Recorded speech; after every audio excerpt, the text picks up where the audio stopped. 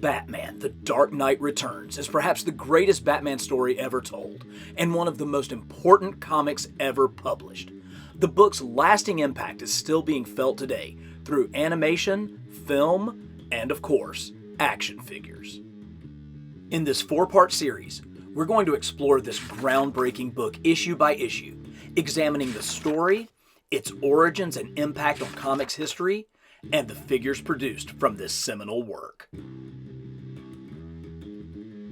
How on earth did we get from this to this?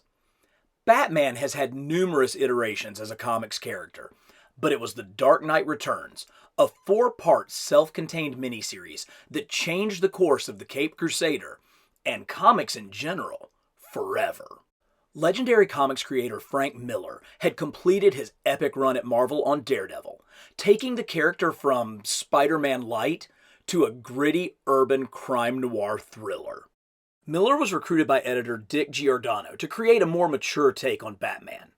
Already heavily influenced by the kinetic action and bold page layouts of Will Eisner's The Spirit, Miller combined that with Clint Eastwood's Dirty Harry, a ruthless cop unafraid to use lethal force. Or, in Miller's own words, I took a sanitized version of a tough character and took him closer to his 1940s roots. Joining Miller on the book was his longtime partner Klaus Janson, who had spent 4 years inking Miller's pencils on Daredevil. The two talented artists had achieved a synergy where it became almost impossible to tell where Miller ended and Janson began. The triumvirate of the creative team was completed by colorist-painter Lynn Varley, whose previous work on Miller's Ronin drew high praise. The premium printing format and heavy stock paper allowed Varley's watercolors to bring tremendous life to Miller and Janson's rough-hewn work. This book had a tremendous influence on me, as I was 13 years old when it came out, and I still have my original copies. In addition to the numerous collected editions, I also have this phenomenal book from Graffiti Designs, which reproduces the penciled and inked art at its original size. But before we look at the figures inspired by this landmark series, let's dive into that first issue. The setting is Gotham in the near future, and it is not a nice place. The city has been taken over by a street gang known as the Mutants. Miller uses talking media heads to advance the narrative and provide multiple points of view, a technique that has now become routine storytelling. Bruce Wayne has retired from crime fighting. In his late 50s, he seeks thrills through racing cars and downing liquor, but it's clear that he is lost. Wandering the city, he ends up in Crime Alley, the place of his parents' murder, the birthplace of the Batman. He ends up getting mugged by the mutant gang. Later that night, he dreams of his childhood, of falling into the cave, of seeing the Bat. Meanwhile, Harvey Dent, the villain known as Two-Face, has completed psychotherapy and surgery in hopes of a cure for his madness. Miller slowly reveals the rehabilitated Dent, keeping the panels as split as Two-Face's personalities, until he is revealed as whole. Bruce sits alone in Wayne Manor, flipping the channels, when he comes across The Mask of Zorro, the film his parents took him to see on that fateful night. Without using a single word, Miller recreates Batman's origin, brilliantly pacing the scene through the use of a 16-panel grid, each image becoming more iconic than the next, until Martha Wayne's pearls spill across Crime Alley. With the strike of lightning and the rumble of thunder, the Batman is reborn. The reports start to come in. Cat burglars, muggers, kidnappers are all ending up in bloody pulps by a man dressed like Dracula. But it's not Dracula. The Dark Knight has returned. This is not your friendly neighborhood Batman. He seems to relish in the pain that he's inflicting. Never more clearly as in this scene, where a rookie cop attempts to stop him, which was copied word for word in the animated version. He even calls the perp a punk like Dirty Harry. You're under arrest, mister! You just crippled that man! He's young, he'll walk again. But you'll stay scared, won't you, punk? But larger dangers return. Commissioner Gordon fires up the bat signal. Harvey Dent's rehabilitation didn't stick. and the Batman realizes Two-Face is planning to attack Gotham's Twin Towers. With the creaking muscles of an old man, Batman climbs to the top of the first tower and waits for the attack. Guessing wrong, he turns his attention to the second tower, but is blasted out of the sky, taking a shot to his chest armor, while Riley noting that that's why he wears a target on his chest. But he will not. He cannot give up. Batman must know. He must know if it's truly Dent behind this. Together, they crash through the tower's upper windows, and there, Dent is unmasked. His face perfect, but his soul permanently scarred. When he asks Batman what he sees, the Dark Knight simply replies, a reflection. The first issue of The Dark Knight Returns was primarily used to re-establish an older, more violent Batman. But other characters, some good, some bad, and some unspeakably evil, were also present. But that is a story for the next chapter. I mentioned that Frank Miller laid out The Dark Knight Returns in a 16-panel grid, and that's a little bit of an unusual choice, and I want to talk about why it was so effective for this story. Typically, you're going to see comics laid out in more of like a 9-panel grid, which is what Steve Ditko traditionally used on Amazing Spider-Man, or even sometimes you'll see like a 3-panel grid with big widescreen shots like Darwin Cook used on DC's The New Frontier. But Miller chose a 16-panel grid, and we're going to go through some of the original art to see how effective that was. With 16 panels, you typically have 4 across 4 rows, and they're relatively small, so you have to be careful about the amount of information that you're including in each one. They're very effective for close-ups, and they have to be really clear to tell the story well. So let's go through that origin of Batman part of the first issue and see how the 16-panel grid really plays out. So with this first page, unfortunately, this one was unable to be scanned from original art, so it's a little bit smaller. But the top 8 panels have Harvey Dent coming in to a group of thugs. They're obviously playing poker. Again, the use of close-ups, really close-up on the hand, close-up on Harvey's face, allows for just a small amount of information to be portrayed in each of these boxes, but it keeps the beat going. It's really good for action because it keeps it moving.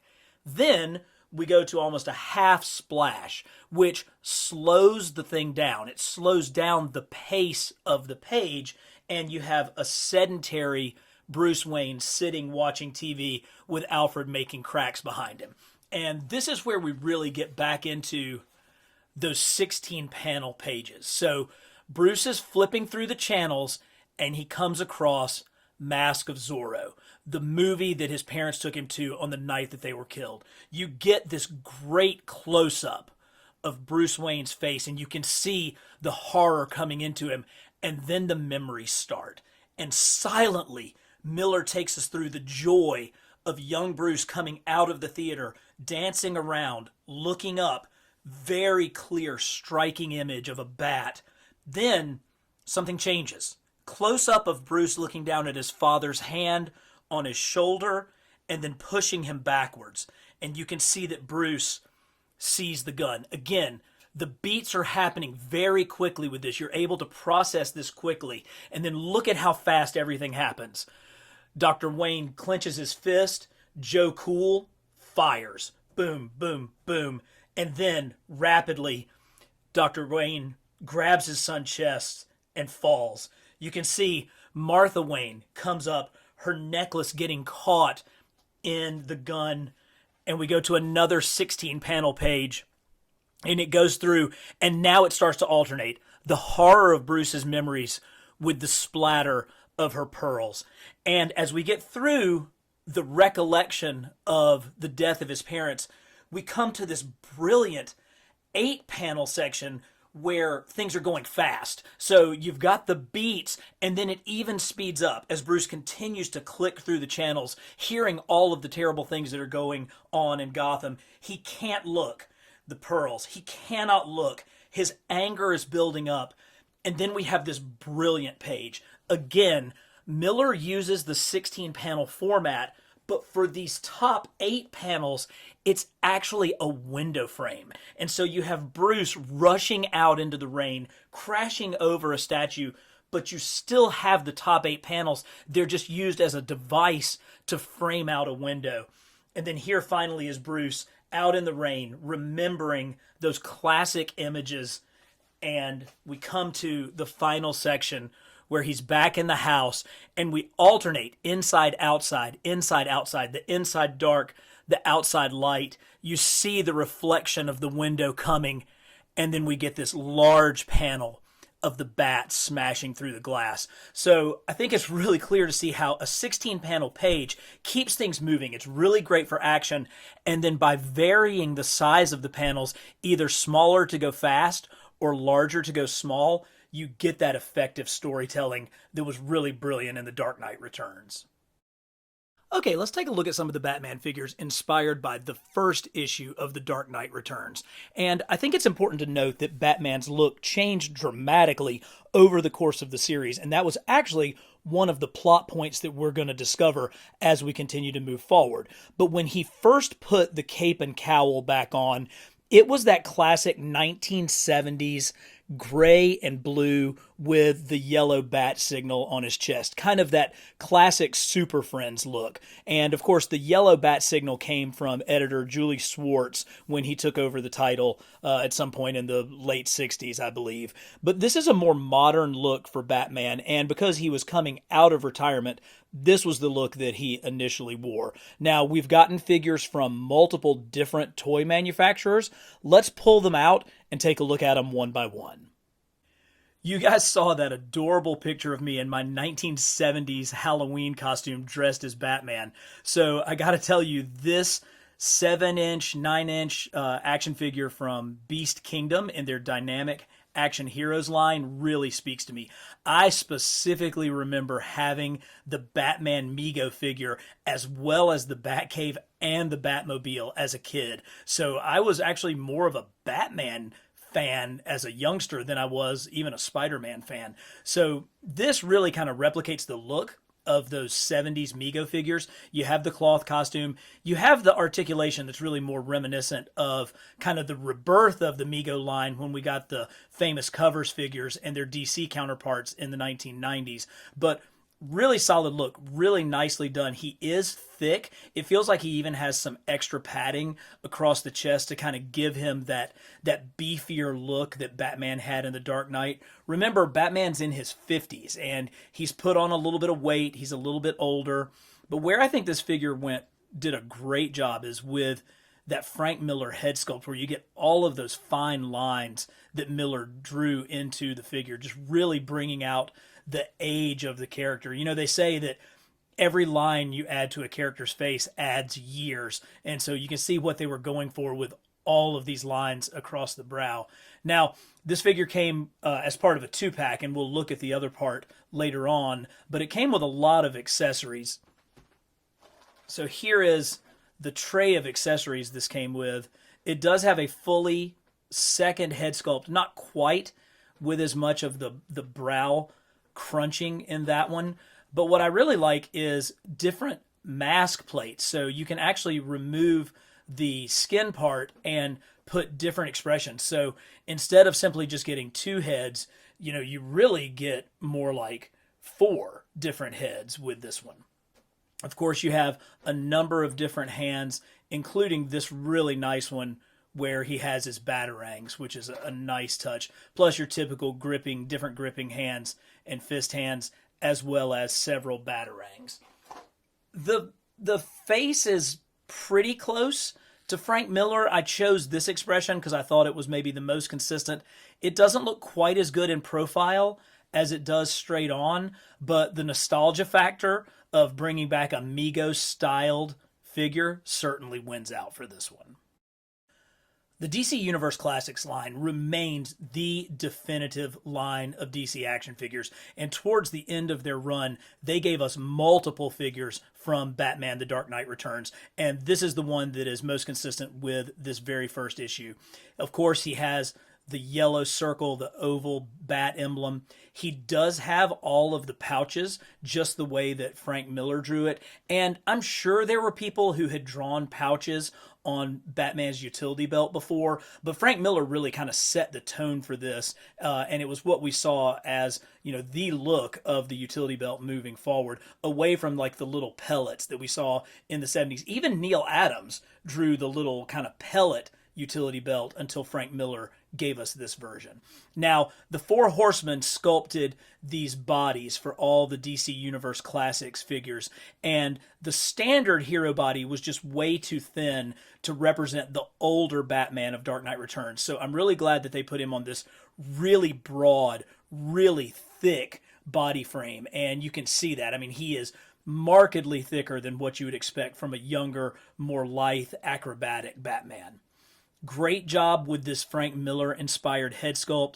You've got the smaller ears, you've got the pointed nose, and I like the fact that this one didn't go with that classic kind of crunchy mouth open pose that so many of the figures had. It's nice to have a little bit of a variety as far as that goes. The kind of way that the cape falls with the pleats looks very, very reminiscent of Miller's drawing. And for a figure that you could get at retail, and this one probably was in the $12 to $15 range when it came out, this is an outstanding representation of the Dark Knight for the price.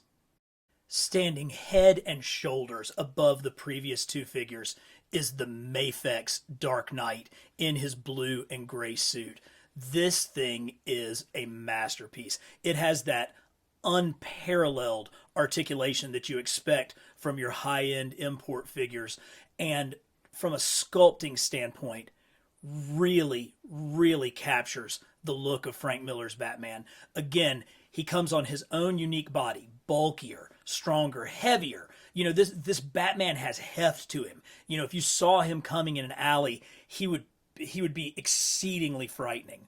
More of the uniform pouches, and then there was one scene in the books where he actually had the pouches running across his mid-thigh with a knife, and so it's nice that this figure includes that. That's something that draws this figure apart from the others.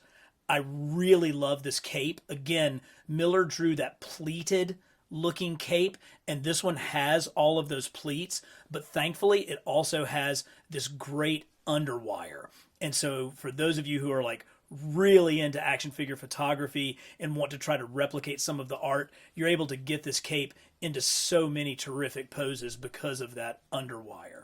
Now, for the price, this was an expensive figure. I believe it came in a 2-pack with Carrie Kelly Robin.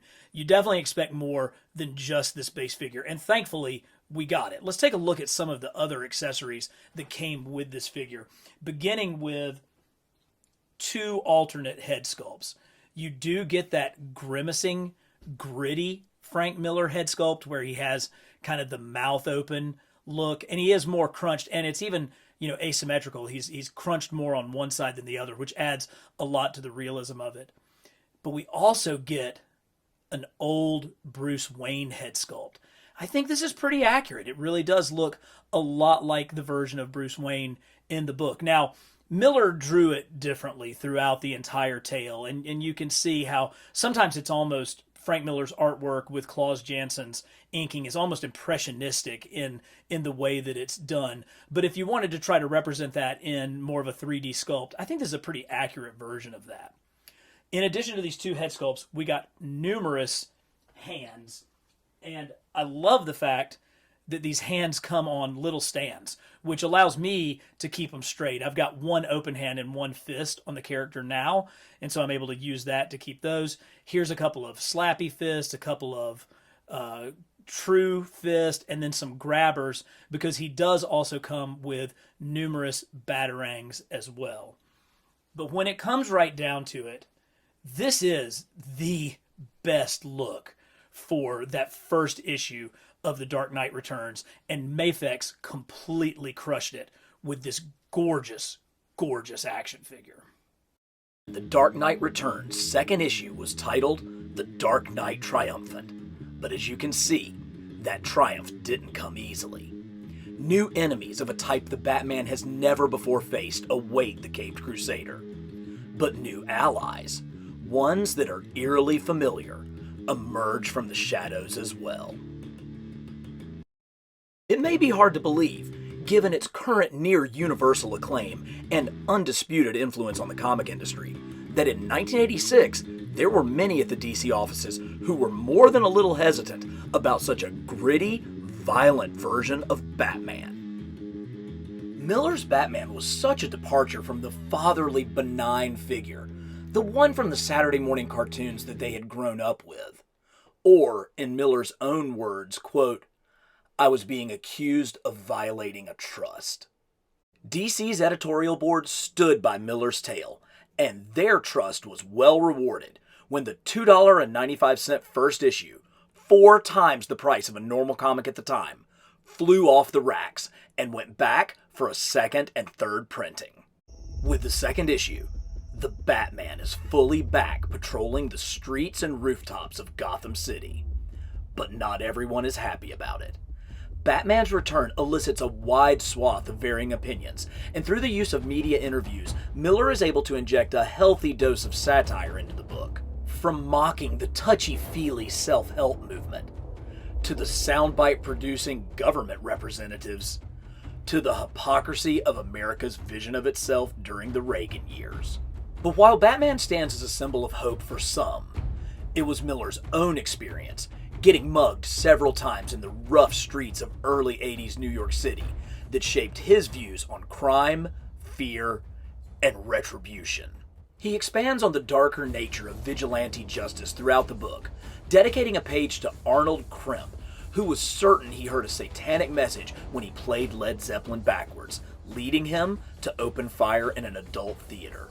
Or Iron Man Vasquez, a washed-up boxer who reads about the Batman and is determined to make things right, but just ends up dead on a restaurant floor wearing a homemade costume. But sometimes, the Batman inspires people in a very different way.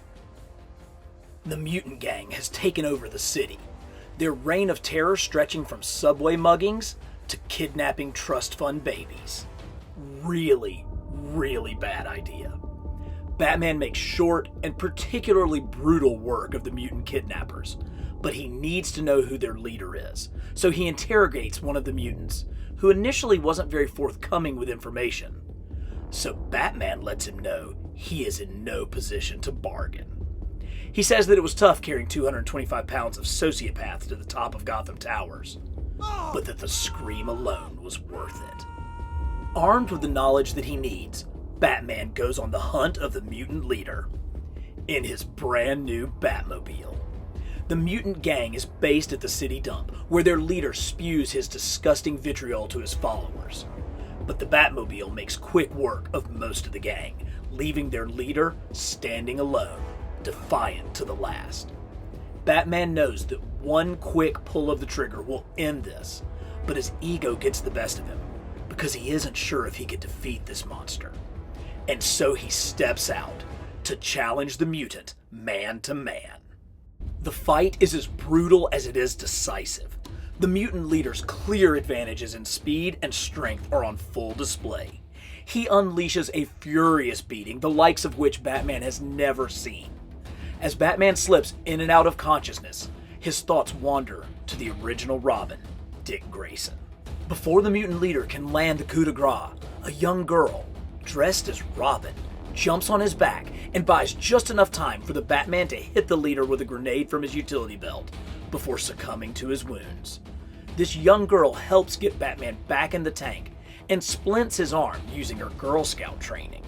Batman asks her name, to which she replies, Carrie Kelly, Robin.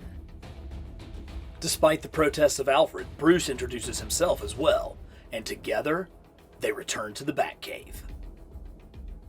Legacy is a recurrent theme in The Dark Knight Returns, and once inside the cave, Carrie sees just how dangerous a mantle she has chosen as she stares at the solemn monument to Jason Todd, the fallen Robin.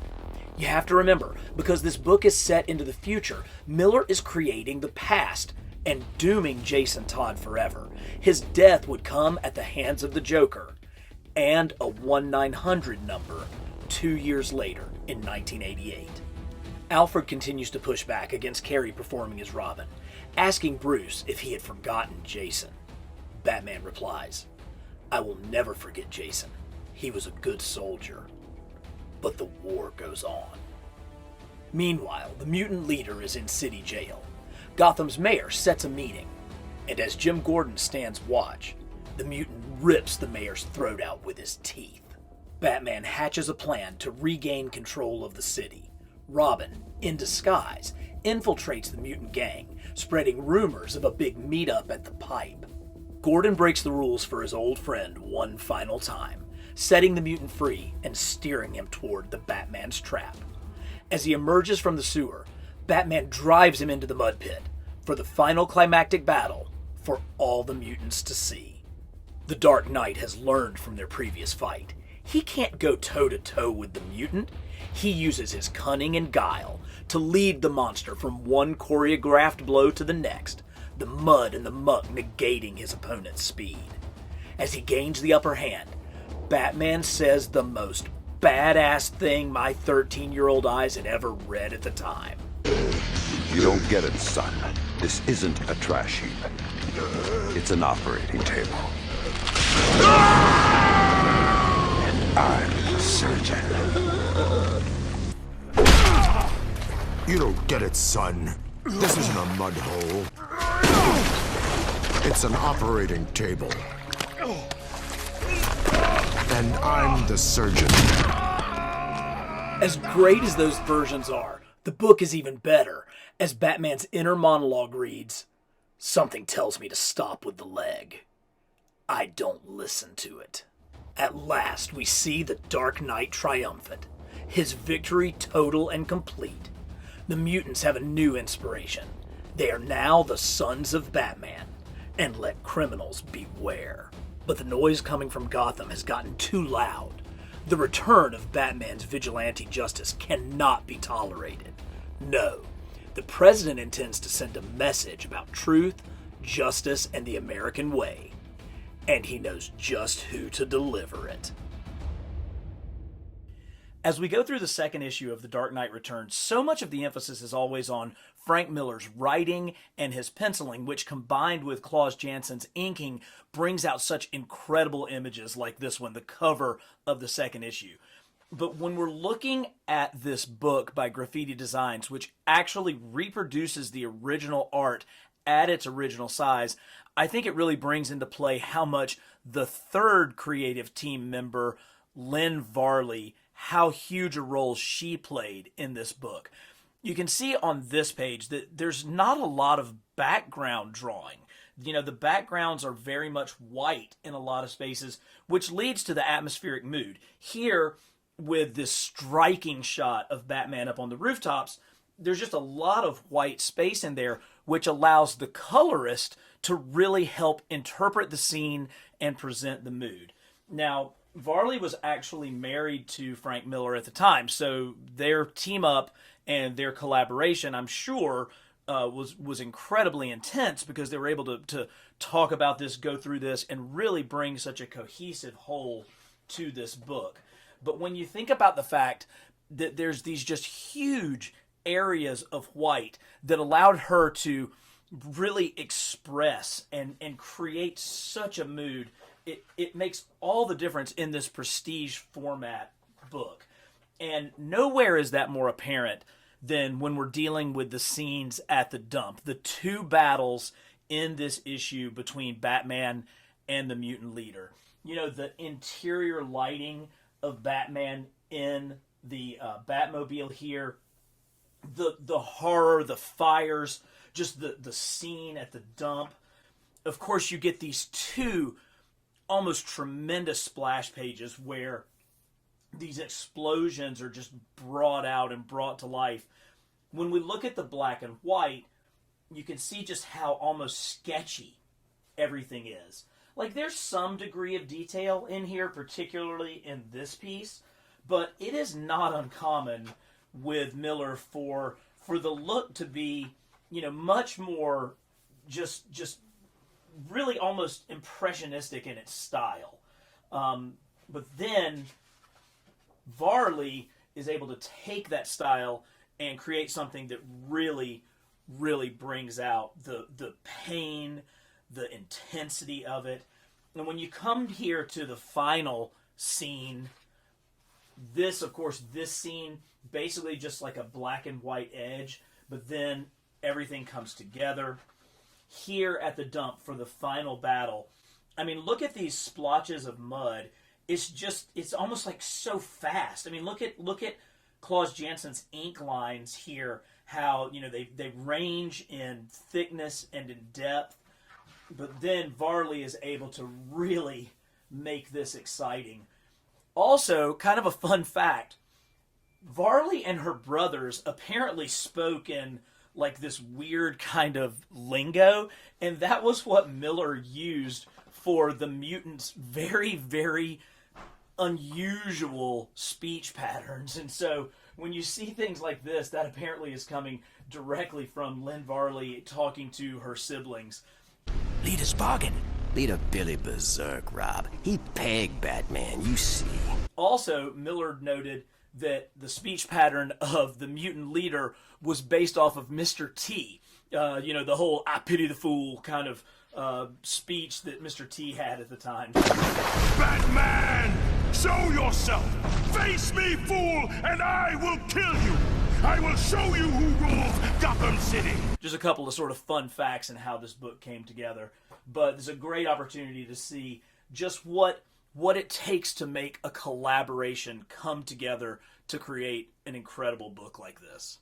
Okay, let's start out at looking at some of the figures produced from the epic battle between the mutant leader and the Batman, starting with the Mattel mutant leader figure. Then we'll move on to the Mafex version of the battle-damaged Batman. And we'll also look at figures from the animated episode that actually retold this story on the Batman animated cartoon. Now, unfortunately, Mezco in their 112 line did make a Batman versus the Mutant Leader 2-pack, but that was like a convention exclusive, and I don't have that one, so I can't really review it. But we're going to take a look at these 4 awesome figures first, and then move on from there. Okay, let's take a look at Mattel's version of the Mutant Leader. This is a really nice figure, and remember, this is one that was produced at retail, so the cost of this was pretty reasonable, probably in the $12 to $15 range. He comes on the same, like, larger male body that the Batman figure that we saw previously came on, but of course, it has a lot of extra details, like the spikes here and at the belt, as well as at the wrist. It's kind of cool. They're like an added articulation piece at the wrist. And of course, he's got that great spiky mohawk along with that awesome like Cyclops looking glasses. I like that they did like unique feet with these crazy nails. The hands don't have them, but that's okay. What really matters with this figure is this face sculpt. Look at how much expression they're able to get in this. Those gnarly pointed teeth, that asymmetrical mouth that's kind of screaming at Batman. I mean, you can hear that Mr. T voice coming through with that up-curled lip that he has there. This is a really, really good figure that came at the end of the DC Universe Classics line. I'm sure it was sculpted by the Four Horsemen, who are now doing the great work with Mythic Legions. But this is, for a retail figure, a really, really strong one. Now, when you're talking about a high-end import figure, you certainly expect a little bit more. And the Mafex Batman absolutely delivers. Look, there was an extra hand that just fell out. This is what we're talking about. It's got that absolutely fantastic Mafex articulation that you've come to expect with these figures, but this one is very much about the sculpt. It is a perfect recreation of Frank Miller and Claus Jansen's art, down to the fact that every single scratch and cut in this uniform is perfectly recreated from the second issue. But there is one caveat to that. When you look at the original art, when it is first reproduced, it's in this size. But then when it's on the cover, it's like it got inverted. And so this figure almost looks like the mirror image of what was actually on the cover. So I'm not sure if the artist at Medicom with Mafex who looked at this were looking at the original art, and that's why they had it in this orientation. or if it just was, just kind of a mistake in toy making. But any way you look at it, this thing is a masterpiece, particularly when you get to this weathered old man Batman head sculpt. This thing completely captures the look of Batman from his first fight where he was defeated by the mutant leader. We talk a lot about the lasting influence of Batman The Dark Knight Returns, and never was that more apparent than with Batman the Animated Series. I mean, even the opening credits of that cartoon call back to the cover of the first issue of Dark Knight Returns. And that was why it was so special that they dedicated part of an episode to looking at Batman of the future and reproducing panel for panel a combination of the two fights between Batman and the mutant leader. And look at this 6-inch animated version of that mutant. Look at how broad and heavy he is across the shoulders compared to these pixie-like little feet and tiny little ankles. Now, this thing is a real trick to get to stand up. You've got to have some serious balance going, but once you get it, it does make such a great display piece. And of course, with all of these 6-inch Batman animated figures, there's just so much detail that makes them exactly like what we saw on the screen, down to the spikes, down to the claws, even with this articulation. Again, this figure, it has good articulation, particularly some of this diaphragm bend and some of this here at the waist, but it's really going to be much more for posing and getting it onto a shelf. But then you've got this behemoth, and it's amazing how they took that animated look but still created this older, worn out version of the Batman. Now, he doesn't have little pin legs. He's got strong tree trunks down here with good articulation. But look at this neck. Look at how hunched forward Batman's head is. His neck is basically parallel to the ground with this figure, and it comes right out with that bold, striking chin. This is a Batman who is coming after you. And he does have actually some neat articulation with the way that there's a ball joint at this elbow that goes along with the ball shoulders. Unfortunately, mine has been sealed in a Ziploc bag, and it looks like there's been some weathering on the bat symbol here, which is really unfortunate. But I guess because it does kind of represent this battle with the mutant leader, I can kind of tell myself, oh, it's just where, his suit was torn up with the fight. But I love these colors. I love the power and the strength that this character has. I love how huge these pockets are on his utility belt, sculpted all the way around. This is such a fitting tribute to the animated version of The Dark Knight. We have been so blessed to get Carrie Kelly action figures in virtually every line that has produced figures for The Dark Knight Returns.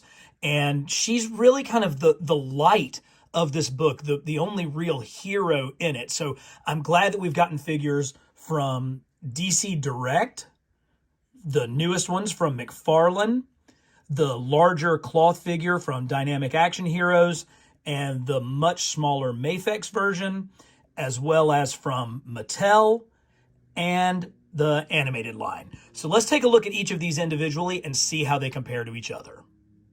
Carrie Kelly really is the only true hero in Batman The Dark Knight Returns, and I'm glad that we have gotten her across every single figure line that has made figures of this comic book. And so let's take a look at each of the different ones and see what are the positives and the negatives that each has. So the very first one we're going to look at is the first one that was produced, and this is the Carrie Kelly from DC Direct with the very first Dark Knight Returns figures. Now, this is a nice figure. It has a really, really classic sculpt. She's got that great, swoosh to her hair. She has her slingshot, and this slingshot actually has a real rubber band. I do not want to pull on this because this thing is 20 years old, and it feels so brittle, like it's about to just fall apart.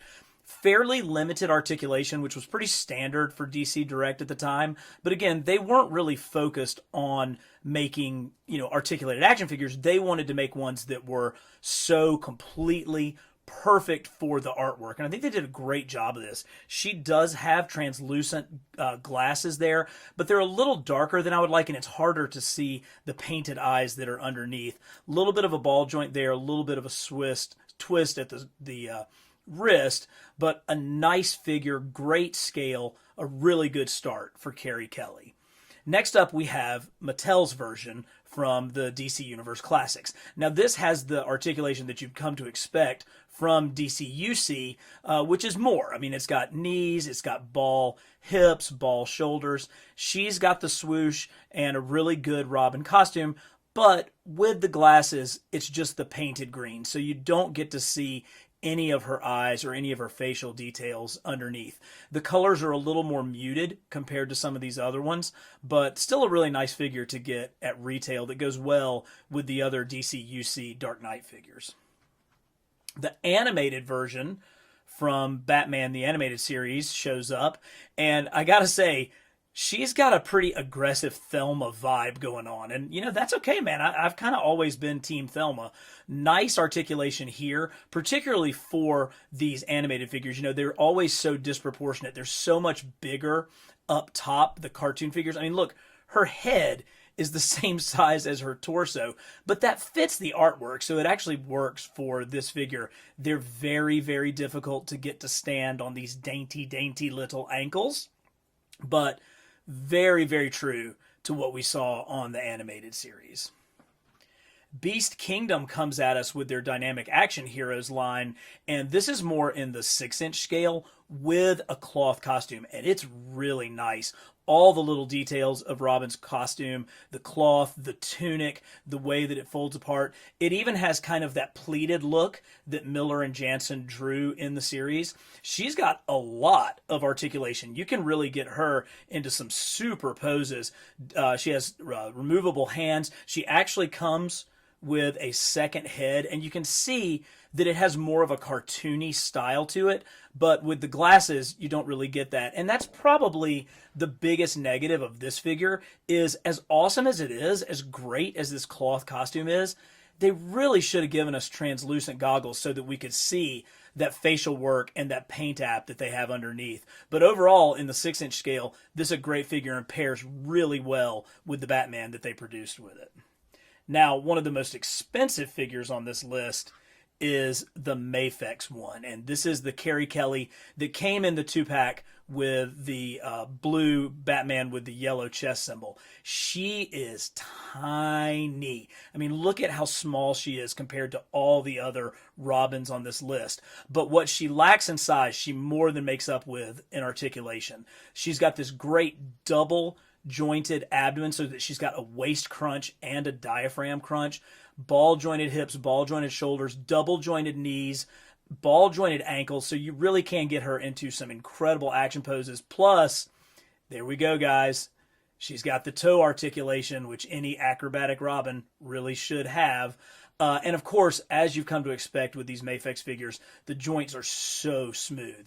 And with her cape, it's cloth with the folding pattern, and it's got an underwire. So for those of you that are into comic photography and action shots, you can really get her with some great flying poses with that cape.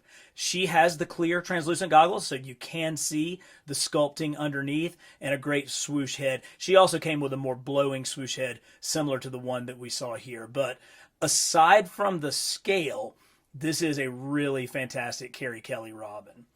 But amazingly enough, I think the best one is the one from McFarlane Toys. This is the newest Carrie Kelly that we've gotten, and it kind of hits all the highlights of the things that we've seen with these other figures. It's got a great head sculpt with that so punk haircut swooping around. She does have the translucent goggles, so you can see her eyes and the work that's underneath.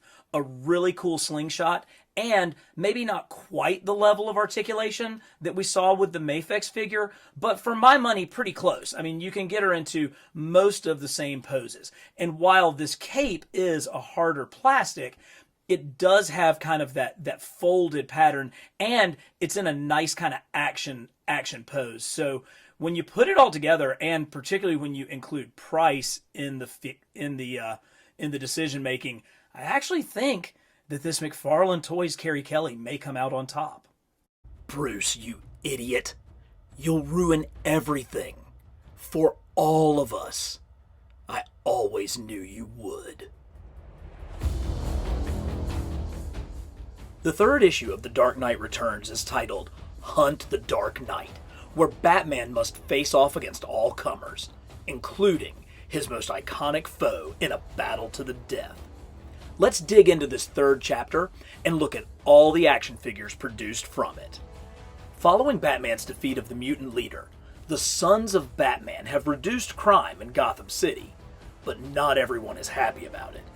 Media voices have turned against him, and the buck is passed about who needs to handle it, from the president to the governor to the mayor, finally to new police commissioner Ellen Yendel, whose first act is to issue an arrest warrant for the Batman. Meanwhile, the Caped Crusader and his newest Robin are patrolling the rooftops of Gotham. Damn, that is an amazing shot and one of the most memorable images from this groundbreaking book. But huge trouble is on the horizon. The Joker is being released from prison, and he is already causing destruction, detonating a bomb in a housing project, killing scores, and reigniting the feud between the two, as Batman states, "I'll count the dead, one by one. I'll add them to the list, Joker. The list of all the people I've murdered. By letting you live."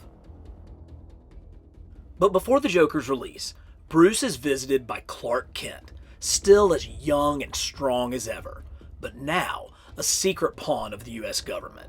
He comes to Bruce as an old friend, trying to get him to stop his crusade, but before he can finish, Clark is called away on government business.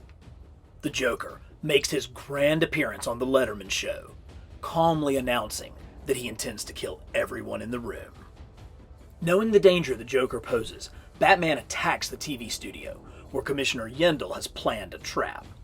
But as Batman struggles with the police, Joker follows through with his threat, gassing the audience, murdering hundreds, leaving them in twisted smiles. Now on the loose, the Joker's killing spree leads him to the county fair, where he slaughters a Cub Scout troop with cotton candy. Will this finally be enough? Will this finally lead Batman to ending the threat of the Joker once and for all? While Robin deals with Joker's minions, saving a roller coaster full of kids from one of the doll-shaped bombs, Batman lets Joker know that tonight things are different. There will be no punches pulled as he pierces the Joker's right eye with a batarang. Realizing the fury that he faces, Joker retreats to the Hall of Mirrors. There, their battle is furious, with Joker firing a shot to the Dark Knight's midsection. Captured, the Joker stabs and stabs and stabs, while Batman grabs his head and twists, so close to snapping the murderer's neck. But he stops, unable to complete the deed. With his dying breaths, the Joker mocks the Batman, cackling as he uses the last of his strength to twist and turn and snap his own neck, his final words letting him know that he will see him in hell. And now, crumpled in the sewer next to the lifeless husk of his mortal foe, wounded, shot and stabbed and bleeding out, the Batman knows the truth, that he will be hunted down and killed for this. But that is the story for our final chapter. So let's come back to our oversized volume of The Dark Knight Returns, produced by Graffiti Designs, which reproduces the original art of the book at its original size. So again, to give you an idea of what we're dealing with, this is the 6-inch Mezco figure. Look at how big this book is. It is absolutely mammoth. And as you can see, what they use for the cover is that phenomenal splash page from the third issue. So let's dig into the book and take a look at some of this art and talk about how this third issue differed from the two previous before it. And we can go ahead and begin with that incredible splash page. Here at the bottom, you can see that the cityscape is really rough. It almost looks like potentially markers with whiteout just to kind of give a little bit of the separation. Lots of room left in here for color. But then as we move up into this incredible image of Robin with this flowing hair, and you can see the different thickness of lines that Klaus Janson used when inking this, and then coming across to the huge shot of Batman one of the things that you notice on this original art is all of the whiteout on Batman's cowl. You can see that that was probably originally much darker, and the decision was made to brighten that up to allow Lynn Varley, the colorist, to have a little bit more input on the textures and the depth of this page. And that's something that plays out throughout the rest of this issue. You know, we tend to think of these comics as a completed whole because they come to us fully written, fully drawn, fully penciled, fully inked, fully colored. But there's a process. You know, it took a year of these people's life to make this book. And in working together, the synergistic efforts, you can see some of the changes that happened. And nowhere was that more apparent than with this third issue. And what this book does such a great job of is it has these overlays where you can see this is the final art that Frank Miller did for this page. And then you can see underneath the huge difference between the final inked page that was produced and the much thinner line art that was originally drawn. This carries out throughout the issue on the gigantic page of Clark Kent as coming down. He's, you know, there's so much brightness. You have butterflies and flowers. I mean, you know, the only thing missing is a rainbow. But then that's contrasted against the dark of Bruce Wayne down here. And in this original inked drawing, you can see that, I don't know if that's Ace the Bat Hound or if that's just supposedly a dog, but much more scratchy inking.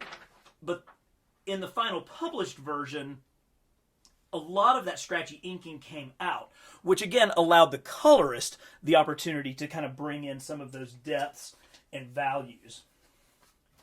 Moving forward, you can see it again here with this shot of Carrie Kelly. The final printed version, much lighter. The same thing with the character in the David Letterman scene, whereas the original inked version had significantly darker hues, a darker nose that was eliminated here, this dark patch on the face, which really kind of ages the character and makes this scene really dark, was taken out for the final version. Again, the giant scene of Superman, where he is taking on the really basically the Soviets in Corto Maltese on his government mission. This is the final printed version. The original inked version had much more splatter. You can see this is like, I guess, blood splatter, the effects of war. There's more depth and thickness in the tank, but somehow that was removed for the final printed version, again, which allows the colorist Varley to have more influence. Now, Janson and Miller were a team. I mean, they had been working together for years, but Varley and Miller were married, and so you would think that perhaps, you know, she has a little bit more voice on a day-to-day basis compared to Klaus Janson. Again, here is a much darker looking Joker, whereas the final printed version took out some of that dark ink line. You can see where it was likely taped over the top, where a stat was put right over the top of it, but this was the final printed version. And, oh gosh, one more great example. Here is that phenomenal splash page where Batman and Robin come into the county fair. And I mean, this was reproduced everywhere in the 1980s. You would find it on shirts, on posters, on everything.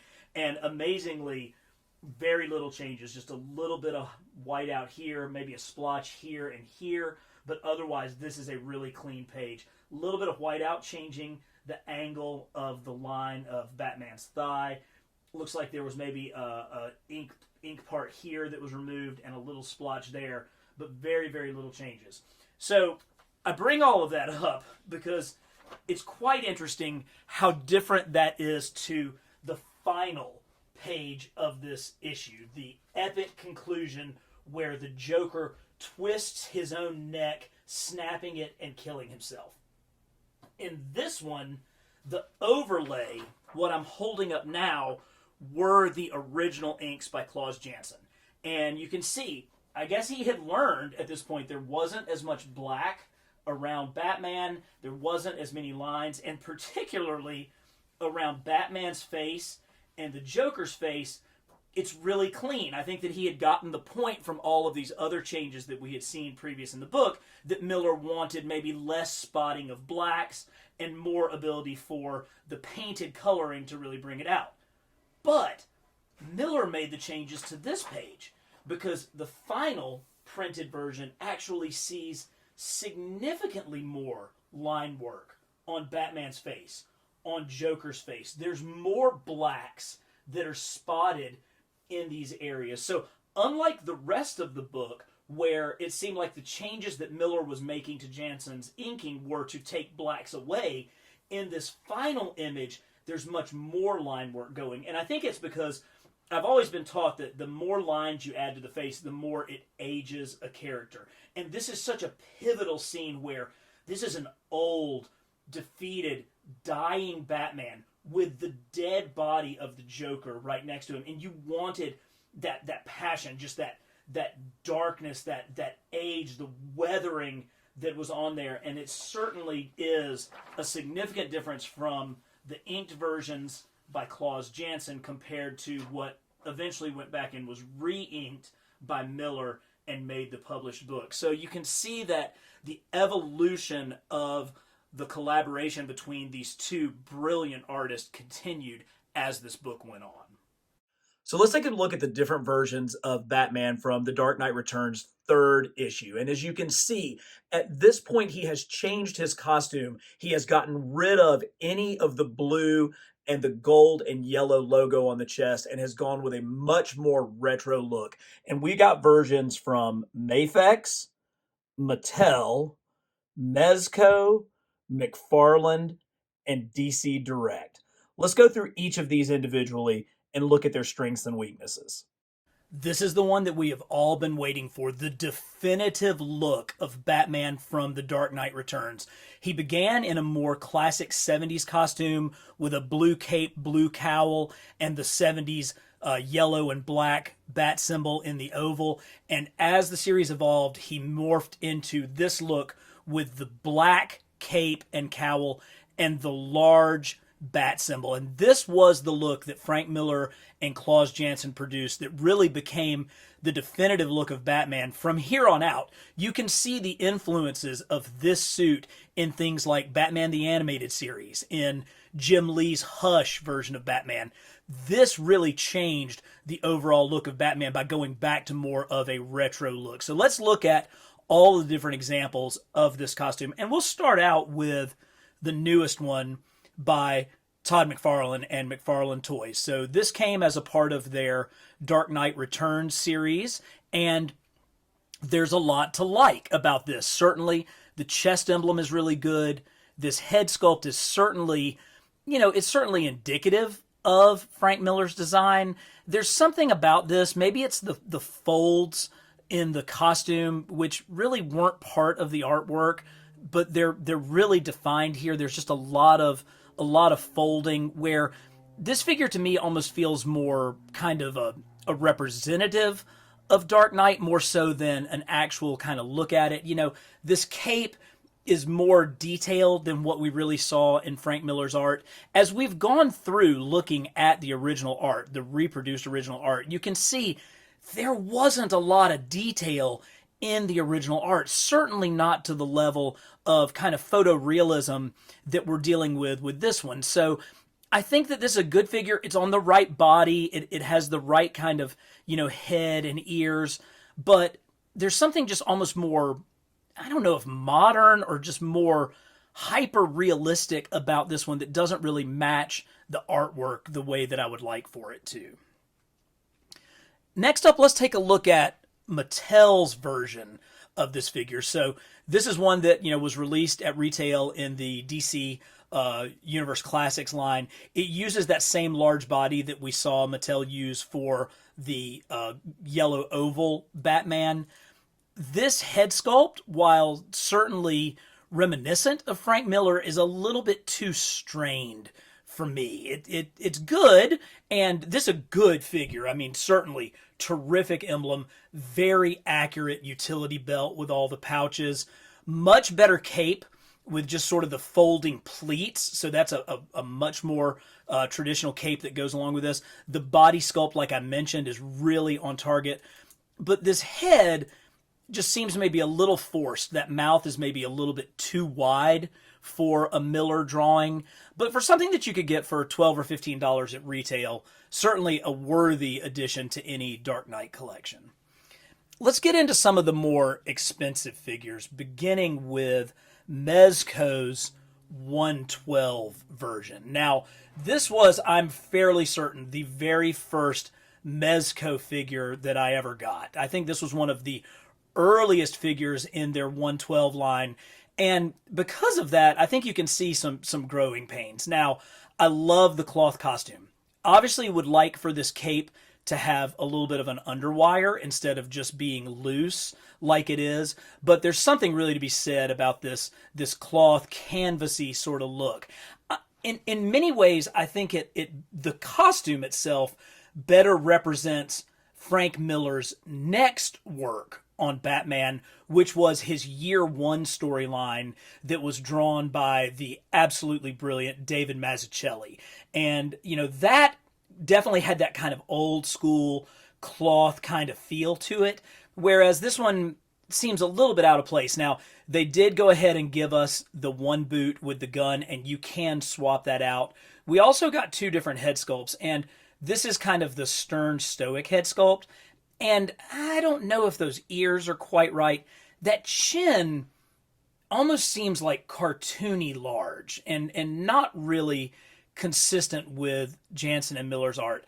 I do love when they give us a hand that holds the batarangs, so that's pretty cool. We got a second head sculpt with this one, which is the more growling head sculpt. I think that one's probably a little bit closer to Frank Miller's art, but as you can see, the skin tones on this are really pale and just don't have very much wash to them. When you compare it to, say, the McFarlane figure, look at the huge difference in the skin tones. This one almost seems like yellow and animated. So while it's a great figure, it has good articulation that's hidden well by the cloth costume, it's still not quite there. Now, I recognize I am being really, really picky, but you're talking about one of the most definitive versions of Batman ever produced. I want it right. And there's two that I think got a lot closer to that. The first is DC Direct's version. So this is actually the very first Dark Knight action figure ever produced. I think it came out in the early 2000s from DC Direct. It's not going to have nearly the articulation of some of these later versions. In fact, with that ankle fixed and that ankle fixed, he has to stand kind of in this position. And of course, his torso is sculpted that way.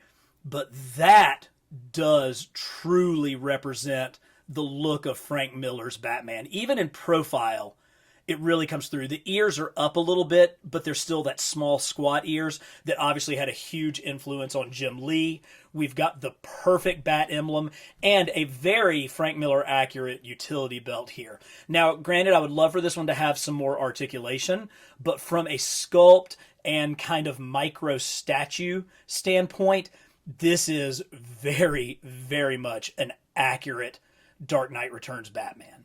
But there is one more, and it's the Mafex. Now, the Mafex is a little bit smaller.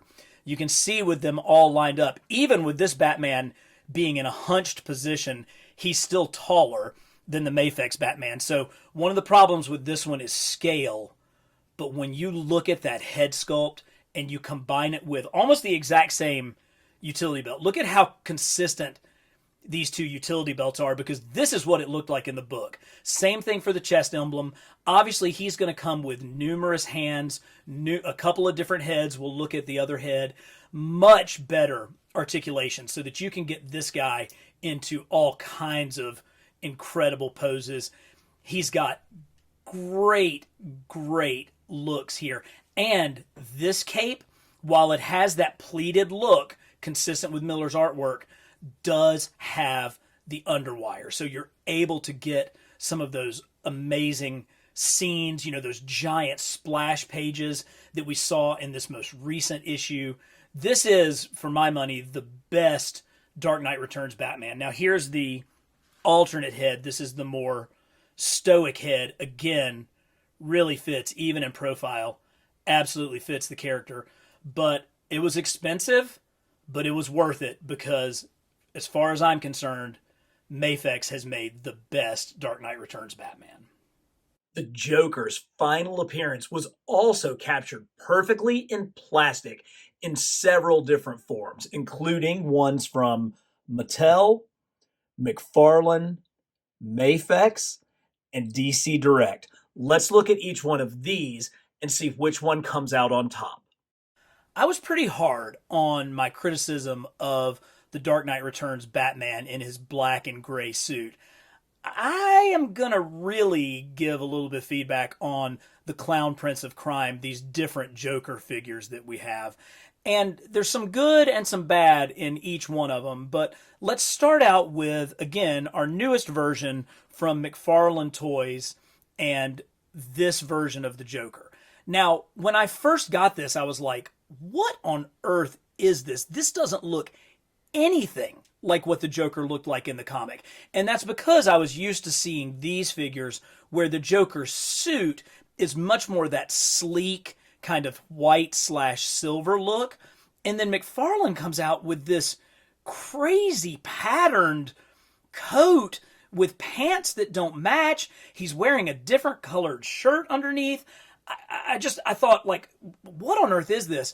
Then I went back and I reread the comic. And when the Joker appeared on the Letterman program, the coat was drawn this way with the pattern. Now, of course, that doesn't make any sense because the whole issue plays out as like one big scene. I don't know when the Joker had time after the Letterman show to go and change his suits, but to give McFarlane Toys the benefit of the doubt, this is a comic accurate suit from that one specific scene, but I don't like it. I don't, it doesn't remind me of what Joker looked like in Dark Knight Returns.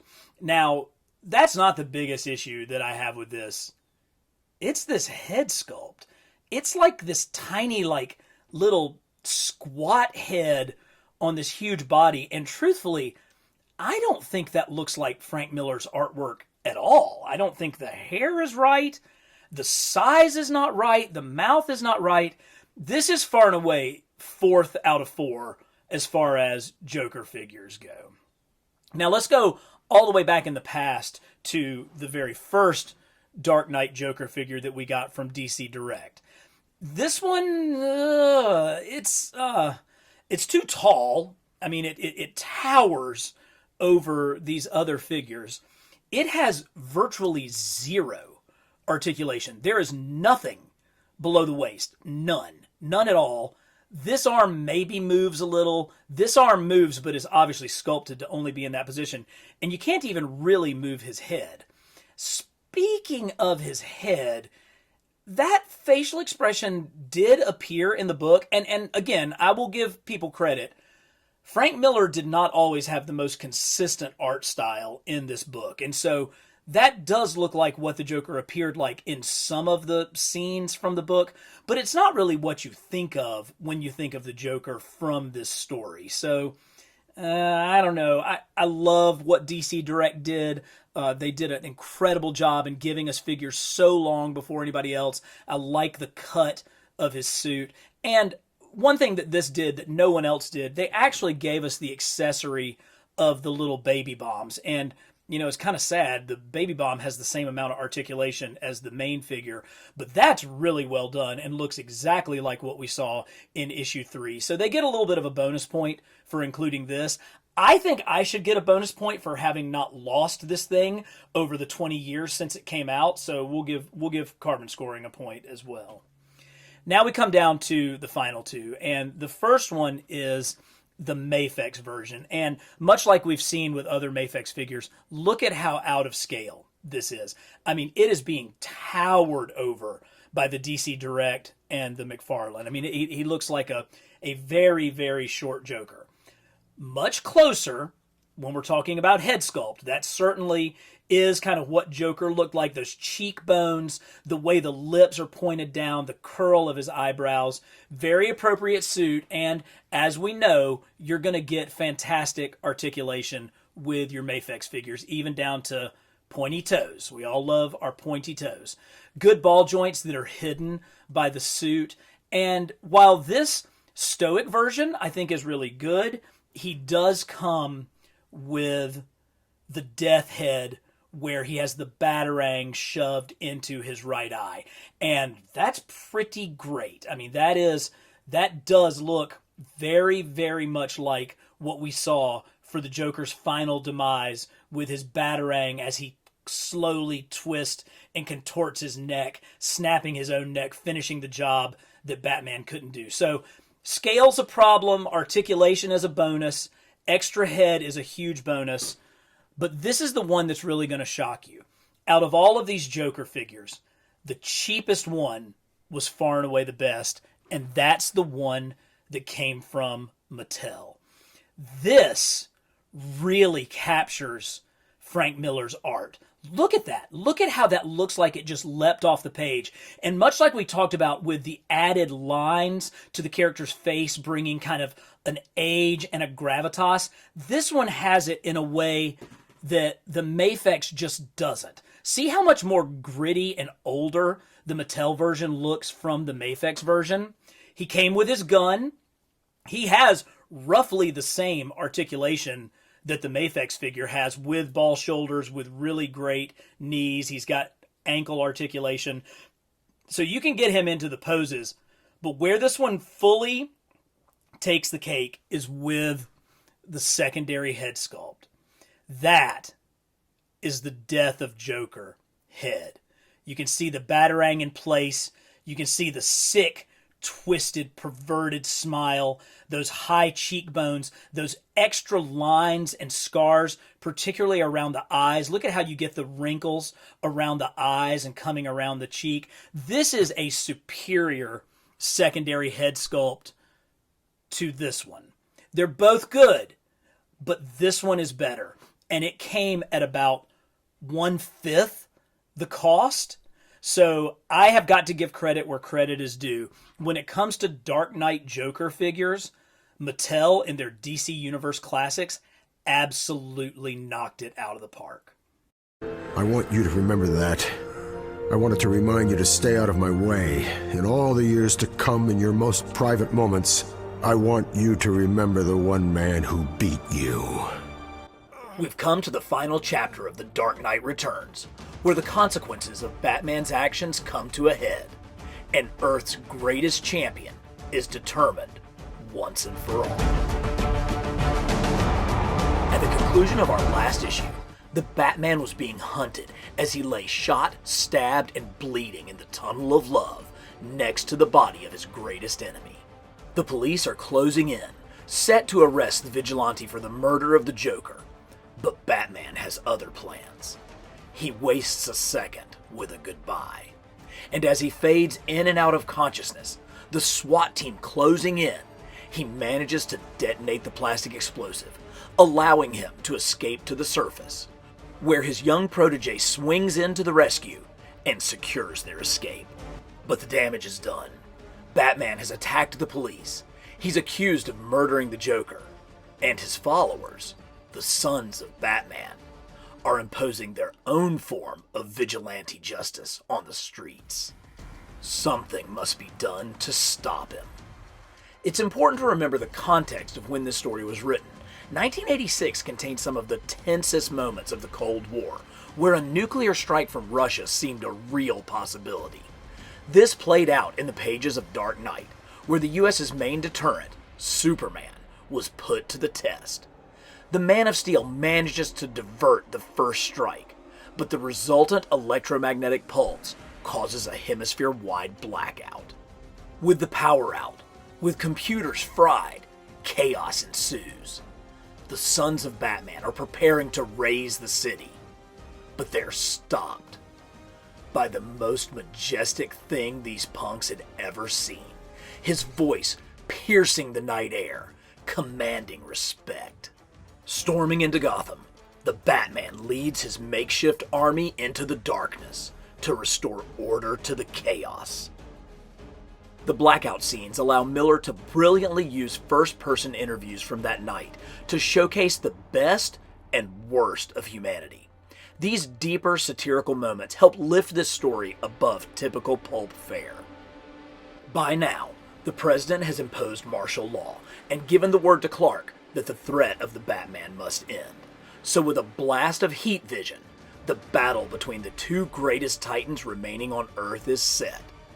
Bruce chooses the spot, Crime Alley, the place where his parents were murdered, and the Batman was born.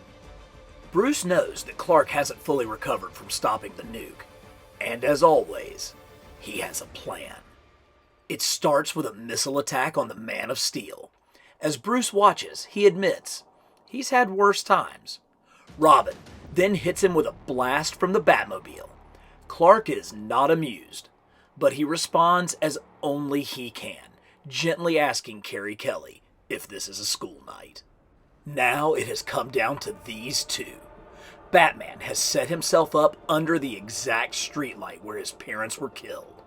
Tied into the grid, he forces every watt of power in Gotham City into Superman's skull.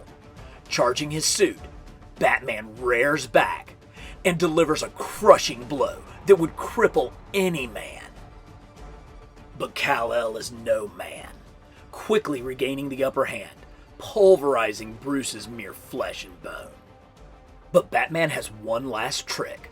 Oliver Queen, a now one-armed Green Arrow, fires a kryptonite shaft Clark's way.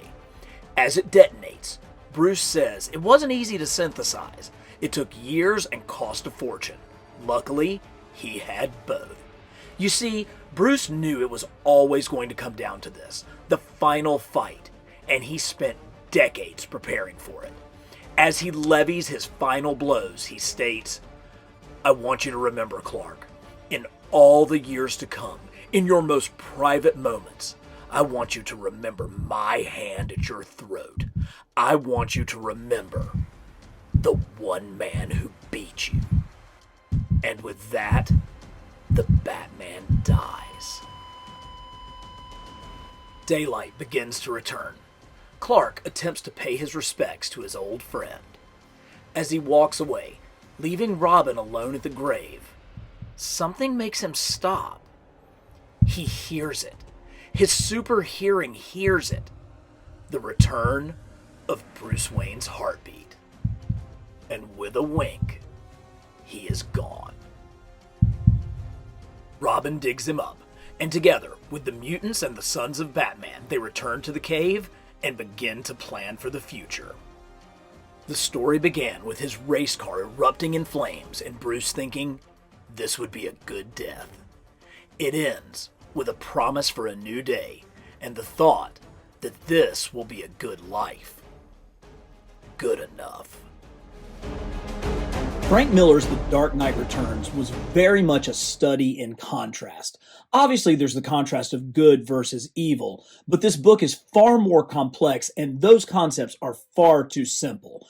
It really was looking at the contrasts of honor versus vengeance and law versus justice, and the artwork really helped to tell this story. Our first image of the Batman from the cover of the very first issue was one where he is portrayed in shadow. And that's not an accident. You can see that Miller actually did kind of sketch out the outline of Batman in order to get the shadows right and to get the anatomy where he wanted it.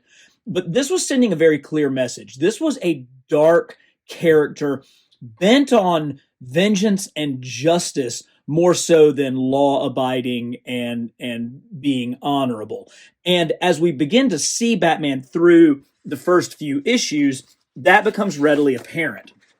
In one of his very first appearances, you see that he's completely encased in shadow with these shadows of the bats behind him. And this continues. When Batman is first presented, he is really more of a criminal. I mean, he's engaging in vigilante justice, much, much darker character. And of course, this shadowing is how this plays out. Now, this is contrasted sharply against the characterization of Clark Kent. Here's our first full shot of Clark Kent, and you can see it's the classic heroic shot. Look at that posture that he has. But more importantly, let's look at Claus Jansen's inking. This is a very typical style where you have much, much bolder outlines framing the figure. Look at how dark these lines are coming down like the back of his thighs and really giving him a striking, bold outline. It's contrasted very interestingly by what Frank Miller chose to do with our first full page look at Superman. You can see originally Jansen inked it in a more traditional style. You have these bold, dark outlines, big, bold marks along the thighs, which really bring the character of Superman up from the page and give him a strength and depth. But for some reason, Miller went back and re-inked this page, and those lines are much, much thinner. I mean, you can see the clear difference in the inking styles, and I think that was very purposeful. I think it was to kind of minimize some of the power and what we saw with Superman, because as we come to the final issue where Superman and Batman finally face off against each other, when we are first seeing Superman as he is derailing the nuclear warhead, all in shadow. Yes, his chest symbol and his cape are brought out to kind of give more shape to the character. But all of this is done in shadow. Even this fantastic profile showing the struggle of Clark. Now, you could have gotten a lot out of this, if you just seen the wrinkles and all of that. But Miller purposefully chose to draw this in shadow. So now we have gone from the Batman, the dark, vengeful, evil, kind of criminal character, to now that's how Superman is being portrayed. Superman. That's who we're seeing looking like this. And when it comes time for, as opposed to, now here is how Batman is portrayed in the fourth issue as he comes in on his mighty, mighty steed, very bold, very clear, very bright. The focus of attention, the light is on Batman. But for the final battle against Superman, Superman enters the battle again, fully in shadow. You've got the helicopters in the background, but all you're seeing are those vengeful eyes of Superman and his shadow. So now the tables have turned. Now Superman is the one who, while he represents law and order, he does not represent justice. Batman represents justice.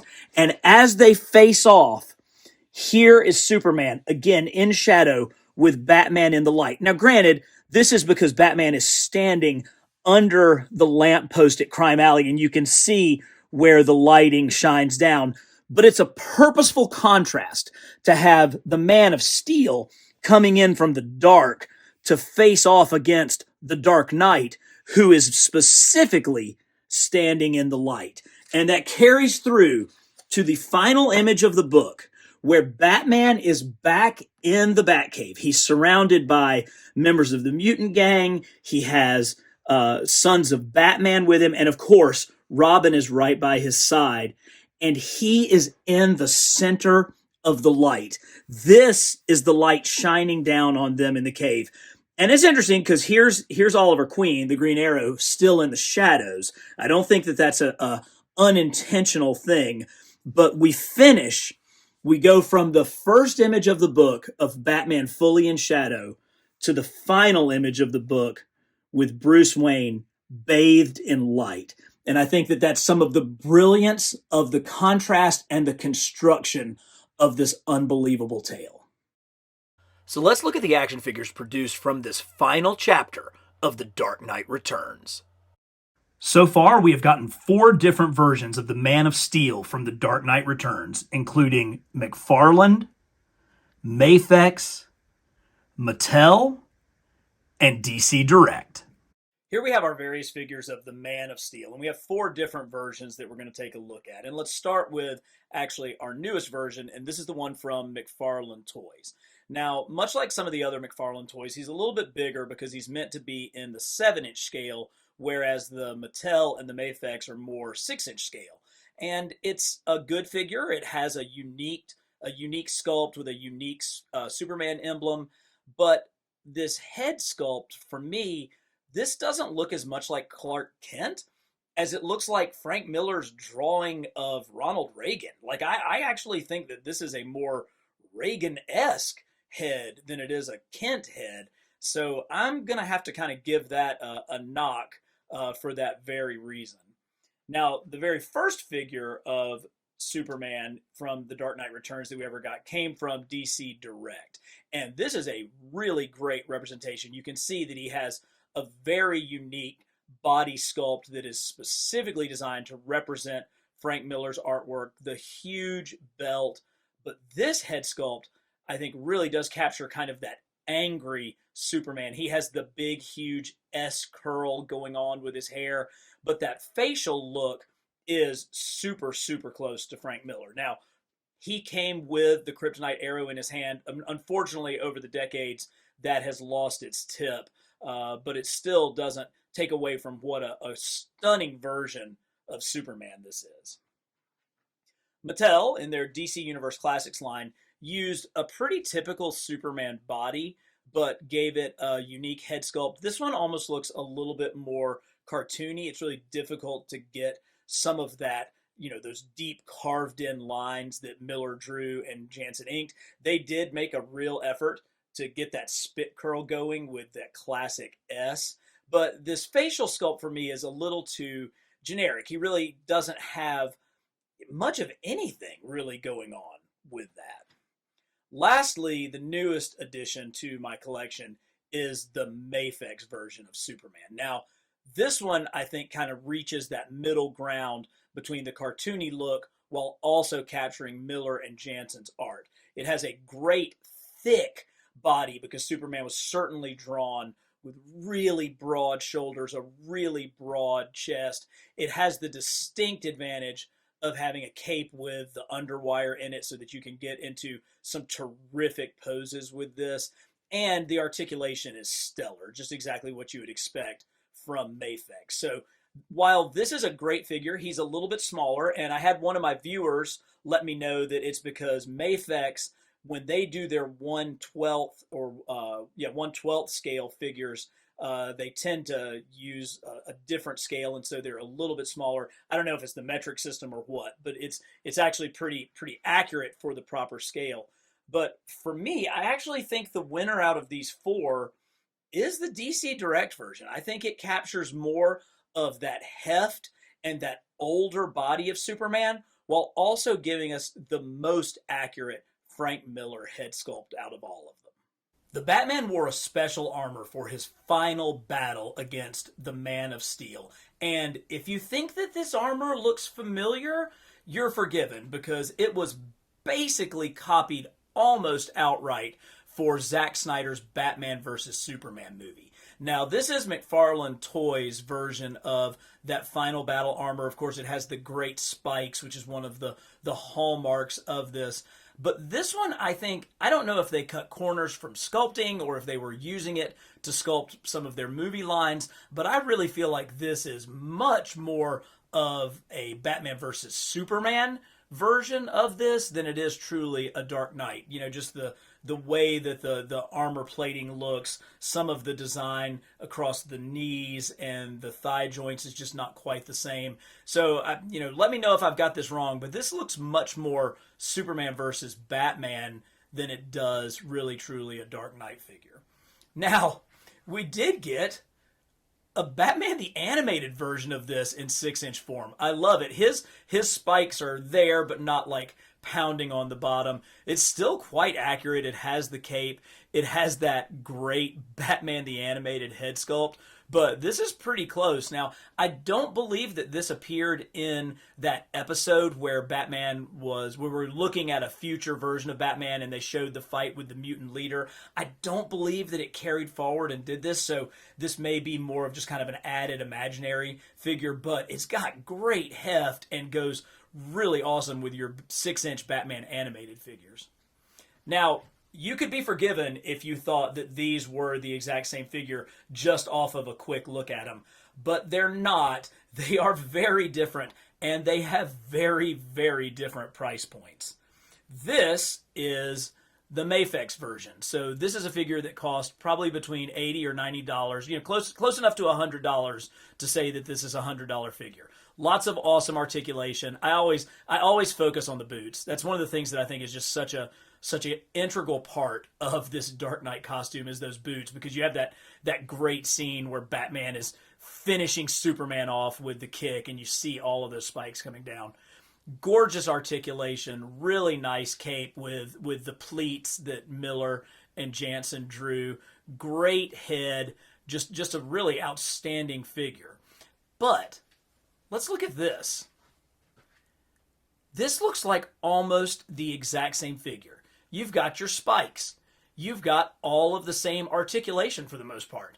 You have a stunning head sculpt that looks like it leapt right off the comic page, but this is a figure that was made by Mattel. So whereas this figure came in at roughly the $15 price point, this virtually identical figure was more like $100. So this is one where, for my money, Mattel absolutely kills it, and they made the best armored Batman from the final issue of The Dark Knight Returns.